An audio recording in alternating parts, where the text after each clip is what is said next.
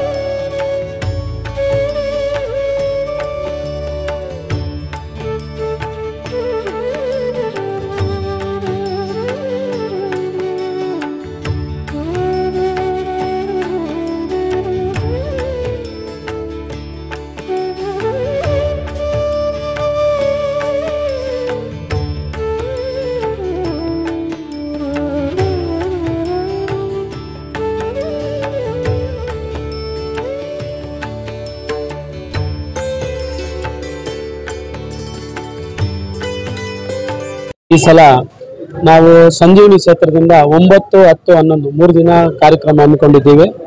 9ನೇ ತಾರೀಕು ಅಭಿಷೇಕ ಹಾಗೂ ರಾತ್ರಿ 12 ಗಂಟೆಗೆ ಶ್ರೀನಿವಾಸನ ಅಭಿಷೇಕ.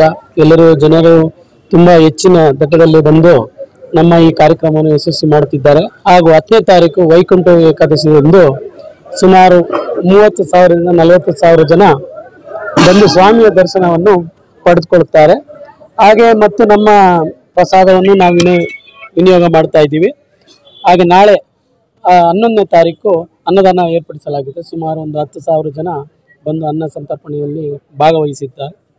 ಹಾಗೂ ಸಂಜೆ ಅಂತಾರಾಷ್ಟ್ರೀಯ ಡೊಳ್ಳು ಕುಣಿತ ಅವರು CS ಕುಮಾರ್ ಅವರು ಸುಮಾರು ಒಂದು 10 ತಂಡದಲ್ಲಿ 80 ಜನ ಬಂದು ನಮ್ಮ ಕಾರ್ಯಕ್ರಮವನ್ನು ಯಶಸ್ವಿ ಮಾಡೋಕ್ಕಂತ ನಾವು ಅವರನ್ನು ಇನ್ವೈಟ್ ಮಾಡಿದ್ದೀವಿ.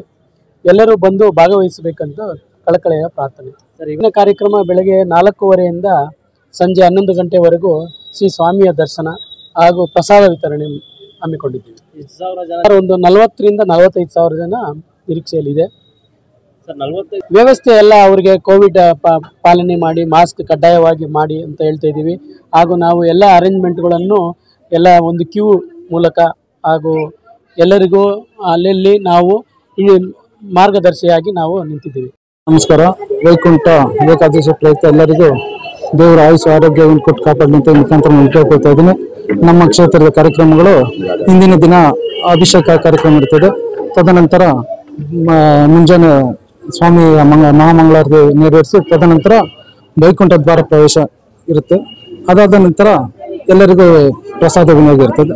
ಮರುದಿನ ಅನ್ನದಾನ ಕಾರ್ಯಕ್ರಮ ಹಾಗೂ ಮೆರವಣಿಗೆ ಇರ್ತದೆ.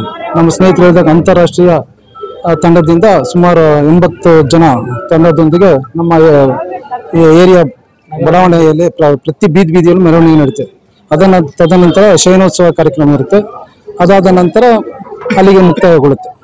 ಅಲಂಕಾರದ ವಿಷಯ, ಅಲಂಕಾರ ಈ ಸತಿ ವಜ್ರದ ಅಲಂಕಾರ ಇರ್ತದೆ. ವರ್ಷ ಒಂದು ಅಲಂಕಾರ ಇರುತ್ತೆ. ಈ ಸತಿ ವಜ್ರದ ಅಲಂಕಾರ ಮಾಡಿದ್ವಿ, ಭೂದೇವಿ ಶ್ರೀದೇವಿ ಸಮೇತ. ಶನೇಶ್ವರ ಸ್ವಾಮಿಗೆ ಅದೇ ಥರ ಇದಿರುತ್ತೆ, ಅಲಂಕಾರ ಇರ್ತದೆ. ವಿಘ್ನೇಶ್ವರಂಗೆ ಅಲಂಕಾರ ಇರುತ್ತೆ. ಈ ಯಥೇಚ್ಛವಾಗಿ ಜನ ನಮ್ಮಲ್ಲಿ ಈ ಸ್ನೇಹಿತರು ಮತ್ತು ಬಂಧು ಬಳಗ ಸಹಾಯದಿಂದ ಈ ಕಾರ್ಯಕ್ರಮ ಯಶಸ್ವಿಯಾಗಿ ನಡೀತಾ ಇದೆ.